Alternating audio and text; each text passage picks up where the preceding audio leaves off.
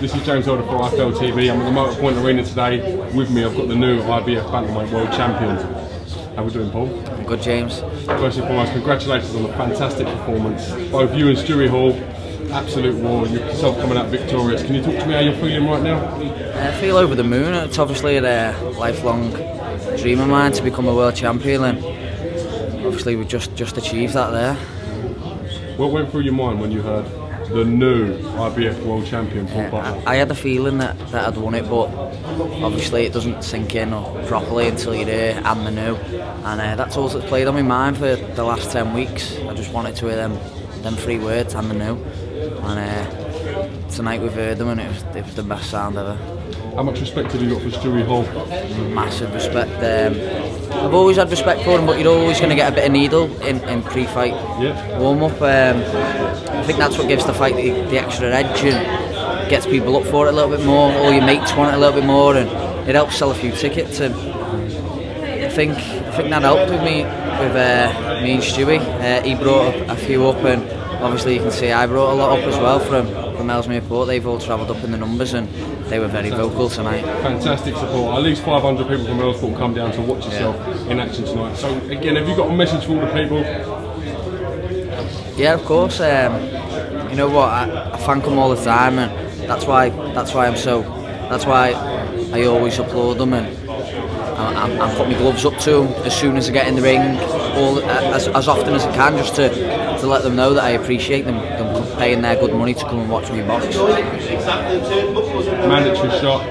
Randy Caballero, I believe, is the mandatory for this shot at this belt. Do you see yourself facing him, Paul? I know it's hard to think about right now, taking it all in and stuff, but would that be a fight you would consider? Yeah, of course, yeah. I've never seen him, to be honest with you. A few people have said he's a good kid. I've never seen him. But obviously I'm going to sit down with Frank and the team this week. We'll see what happens. Like a few questions have just been asked there. Do you want to drop back down to Superfly, or do you want to stay at Bantam? It's easy for me. If they was to say there's an IBF world title shot there down at Super Flyweight, I'd snap it up like that, because to be a two-weight world champion. Something that you've just won though. This is the thing. You've just won a world title. But how do you then say I'm handing it back? You know? Yeah, I know what you mean, but the only way I'd drop back down is if I did have a world title shot. Yeah. Because I am only a Super Flyweight. Like, I got out the ring today and I said to Frank, not bad for a Super Flyweight, eh? Because they all said he said all along, he said I'm going to put you to sleep, and he said he was going to test me whiskers, and tonight it came. Like, I knew all along he couldn't hurt me.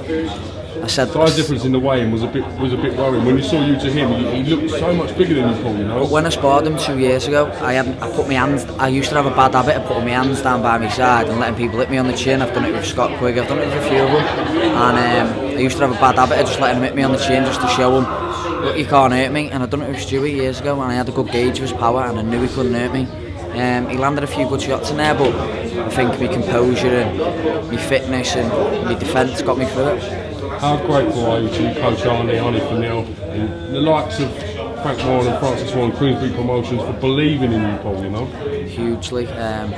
Obviously I wouldn't be here if it wasn't for Arnie, and obviously for Frank.